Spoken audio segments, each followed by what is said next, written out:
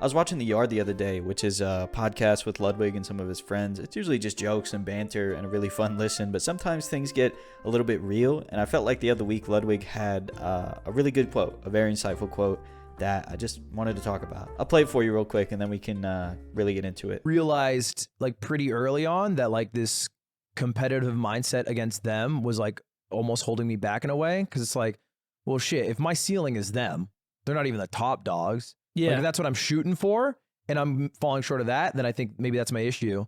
And so I think it's like the corny phrase, like shoot for the moon. It's like, okay, well, let me shoot above everything else and then like not cap what my ceiling is to like who I think I like am having this in my head rivalry with. Yeah, if I think about Levin's quote all the time. It's like all the people in a top 8 are not trying to get to top 8. They're just trying to get first. Trying to win. I think this is something that runs rampant in my brain. You know, I'm always comparing myself to other people. I'm always looking at channels that are bigger than me, that I idolize or I look up to, right? Like Brian F., Maximilian Dude, Sajam, those kind of channels.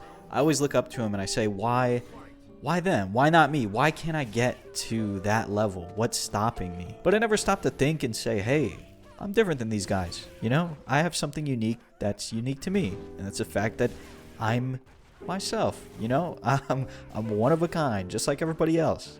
I guess it's kind of a paradox when I put it like that, but you know what I mean, right? We're all unique in our own different ways, and no two people are the same. That's your marketable quality. And so when I try to emulate somebody else's style, we don't have to talk about the gameplay yet. Let's talk about content a little bit. When I try to emulate Brain Genius's editing style for Brian F., or even his thumbnails, I get a moderate amount of success.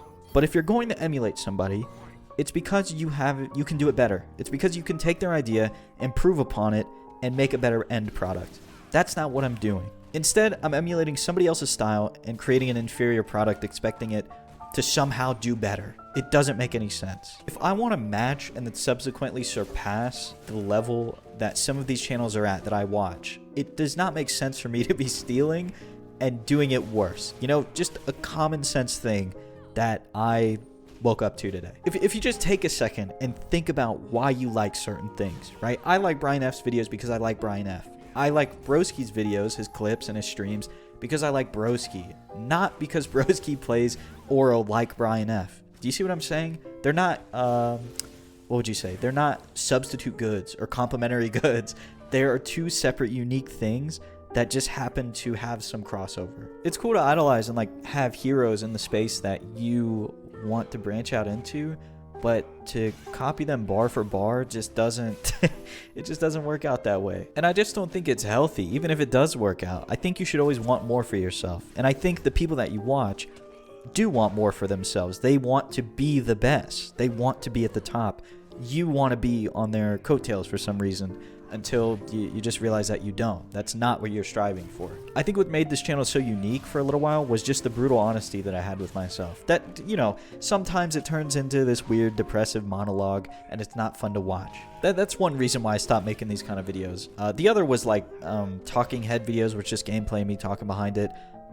Some people were telling me that maybe there's no place for this, you know, like maybe you're kind of capped at where you're at, because people just don't like this kind of stuff. It's boring. You don't get watch time, which might be true. It might still be true, but it's what I like doing. And I think that's more important than anything. I think that's something I've realized a lot lately is certain videos that I've made recently, you know, they get up in the thousands of views, and that's really cool to see, but I just don't like making them.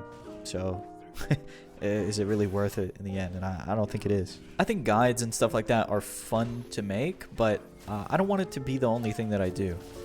This was all started in an attempt to document my fighting game journey. No matter how the analytics or statistics or subs or anything like that turned out, I just wanted a place to document what I was doing. And it morphed into something much more nasty than that. But I feel like my head's on straight now, and I'm ready to get back to what I want to post, not what I should post, if that makes sense. I think anything genuine that you put on this platform will flourish to some degree. Anything that has some real heart behind it and some real belief behind it, somebody will care about it. Let's talk a little bit about how this relates to the game, though. You know, this idea of reaching much further and higher than the people that you idolize, your heroes. I think when you first start and when you're getting better, it is appealing to have somebody that you idolize as a player to look up to. And it can be healthy, you know, to watch a certain player and emulate their style to a degree. It can be very helpful. I'm not denying that. I'm just saying, once you get to a certain level, you realize how far that player is away from you, skill level wise. You'll realize the skill disparity. And then some really dark thoughts start to set in. You say, well, when I started, I wanted to be the best, whether that was in your local scene or whether it was in the world, whatever, right? Some people will laugh at you for saying things like that, but if you genuinely believe that you can be the best player in the world, then nobody can take that away from you. But some of these dark thoughts, for example, are like, I really like watching NL, for example, but he's so much better than me.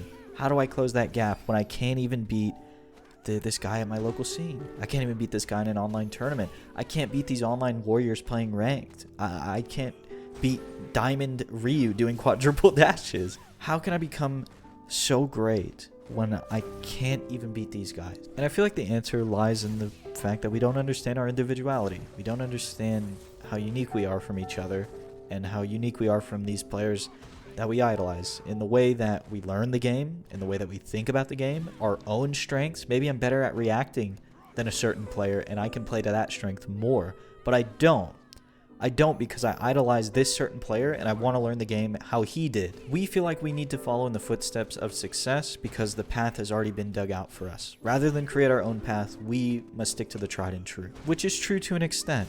But once you get past the fundamentals, and once you get into a more gray area, you know, you're starting to focus on things like neutral and interactions and mind games. When you get to that area, you have to find your own path. You have to find what works for you. That's been a real struggle for me lately because I look up to players like Juices and Broly Legs, people who coach me, and I want to play the game just like them at times. You know, whether I realize it consciously or not, I'm trying to emulate their play style, and it just doesn't always work for me because the things that go through their head aren't going through my head when I'm playing. So it's like I'm reading a book, but I'm just reading the words. I'm not really comprehending what they mean or how they fit into a sentence or how they fit into a greater story. I just understand that the words mean something, and how they connect to each other, I just haven't figured out yet. And I might figure out that these words fit together in different ways than anybody else or than my mentors do, right? I might find something new that works for me that doesn't work for anybody else and gives me an advantage. It just becomes a little blurry because I'm not talking about measurable or tangible things. I'm not talking about me being able to do dive kick faster than anybody else on earth. I'm talking about me being able to make connections in a different way than other players. And whether that gives me a competitive edge, whether that's my strength or my weakness, I don't really know. I just have to find what works for me and stick to it, especially if I want to be consistent. But yeah, moral of the story, have your heroes, have your idols, but don't worship them too close, and don't copy what they do word for word, because it's not going to work for you. Take inspiration and find how you can use it yourself. Thank you so much for watching. If you enjoyed this video, please consider subscribing. I know it was a little bit rambly. I know it might feel incoherent at times, but it's just like a stream of consciousness, and I do go back and watch my own videos sometimes, not like this weird vain like selfish thing or narcissistic thing. I just forget things that I learned, so I come back and watch these videos. So I feel like it's important for me to just genuinely speak about the things that are coming out of my brain as they come out, instead of like writing it into a structured script. But yeah, thanks for watching. Subscribe, and I'll talk to you again very soon.